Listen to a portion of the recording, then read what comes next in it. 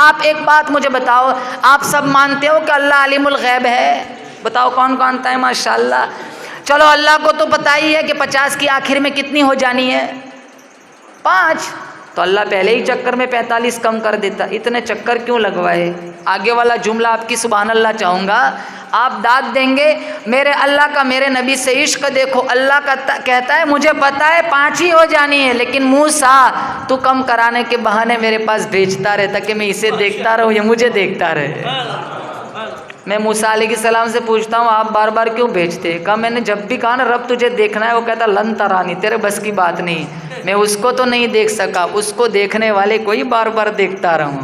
نہ تیری آنکھ دیکھے نہ چشم انبیاء دیکھے، نہ تیری آنکھ دیکھے نہ چشم انبیاء دیکھے، مجھے دیکھے تو اے موسیٰ نگاہ مصطفیٰ دیکھے۔ اور ایک بات قرآن میں ہے لا تبدیل لکلمات اللہ، اللہ کی بات کبھی نہیں بدلتی۔ اب اللہ نے یہاں کتنی مرتبہ اپنا کلام بدلا؟ پہلے اللہ نے کہا 50، کہا نہیں 45، کہا نہیں 40، 35، 30، 25، 20، 15، 10، 5، 9 مرتبہ اللہ نے اپنا کلام بدلا۔ اللہ کی بات تو نہیں بدلتی، فوراً اللہ نے دوسرا ضابطہ بھیج دیا، فرمایا من جاء بالحسنۃ فلہ عشر امثالها، کہا میرے حبیب تیری امت پڑھیں گی 5، ثواب 50 کا دوں گا۔ مسجد نبوی میں 50,000، بیت اللہ میں 1,00,000، جماعت کے ساتھ 70 لاکھ، 5 نماز نہیں پڑھتے۔ میرے رب کو سجدے سے بڑا پیار ہے، دنیا والوں سے نہ کہو رب سے کہو۔ سجدے سے سر اٹھانے میں دیر ہو سکتی ہے، خالی جولی بھرنے میں دیر نہیں ہو سکتی۔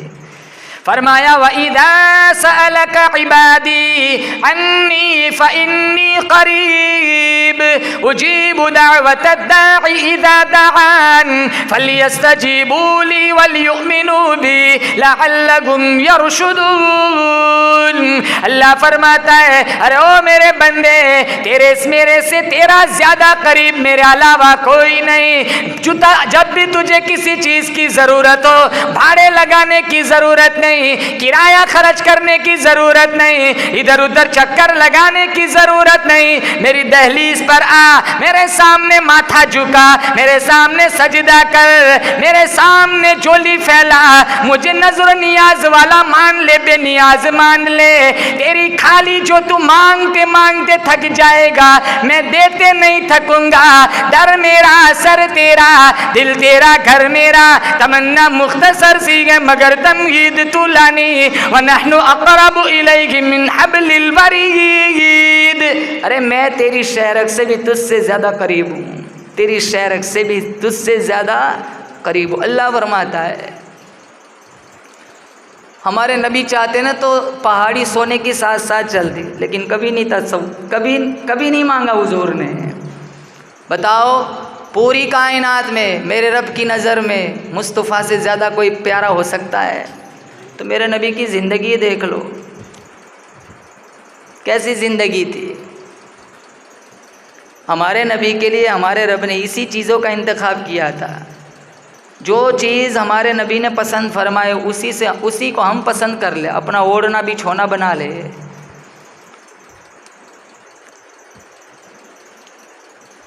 کتنا پیار تھا اپنے حبیب سے حضور سے اللہ تعالیٰ کو۔ جب طائف والوں نے پریشان کیا تھا نا، فوراً عذاب کے فرشتے آ گئے تھے، ایک اشارہ کر دو، یہ 2 پہاڑوں کے بیچ میں قریش کی نسل سرما بن جائیں گی اور ان تکلیف دینے والوں کی چینخیں آپ کے کانوں تک پہنچائیں گے۔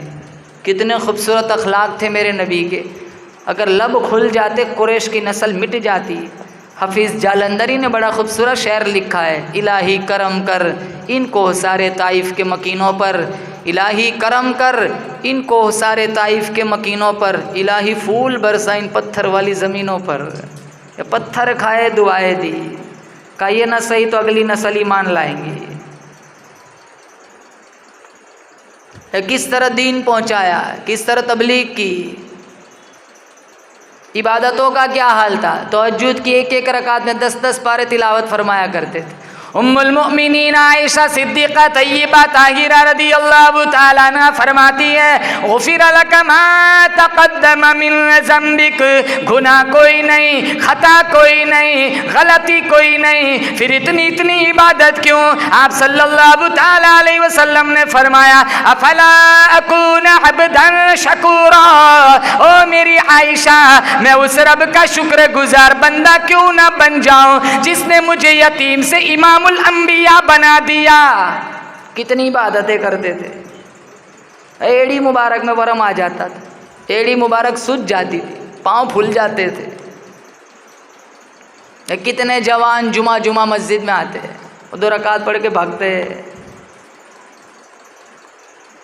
مسجد تو بنا دی شب بھر میں ایمان کی حرارت والوں نے، من اپنا پرانا پاپی تھا برسوں میں نمازی نہ بن سکے۔ جس قرآن کے لیے نبی نے مار کھائی، صحابہ نے مار کھائی، آج قرآن طاقچوں کی زینت بن گیا۔ قرآن یاد تب آتا ہے جب رمضان کا چاند دکھتا ہے، قرآن کی چھٹی تب ہو جاتی ہے جب عید کا چاند دکھتا ہے۔ 1 مہینے کے مسلمان طاقوں میں سجایا جاتا ہوں، آنکھوں سے لگایا جاتا ہوں۔ قرآن خود شکایت کرتا ہے، تعویذ بنایا جاتا ہوں، دھو کے پلایا جاتا ہوں، جزدان و حریر و ریشم کے اور پھول ستارے چاندی کے، پھر عطر کی بارش ہوتی ہے، خوشبو میں بسایا جاتا ہوں۔ جب قول و قسم لینے کی نوبت آتی پھر میری ضرورت پڑتی ہے، ہاتھوں میں اٹھایا جاتا ہوں۔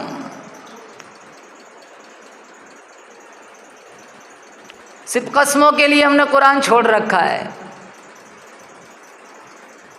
ایصال ثواب کے لیے صرف قرآن چھوڑ کے رکھا ہے، یا نئی دکان مکان کے لیے قرآن کو سمجھ لیا ہے، یا کوئی جن بھوت پریشان کرے تو قرآن کے، ارے یہ ساری چیزیں قرآن میں موجود ہے۔ قرآن کے نور کے سامنے کوئی ناری مخلوق نہیں ٹھہر سکتی، اس میں کوئی دو رائے نہیں۔ تم دکانوں میں قرآن کی تلاوت کرو، چھم چھم رحمتوں کی بارش ہوگی، اس میں کوئی دو رائے نہیں، لیکن قرآن دکان مکان کے لیے اللہ نے نہیں اتارا۔ بھٹکے ہوئے لوگوں کو صحیح راہ پر چلانے کے لیے اللہ نے قرآن بھیجا۔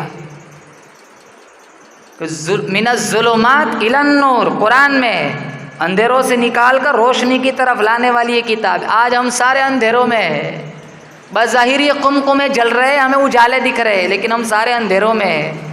جن کی زندگی یاد الہی سے دور ہو وہ اجالے میں کہاں ہو سکتا ہے؟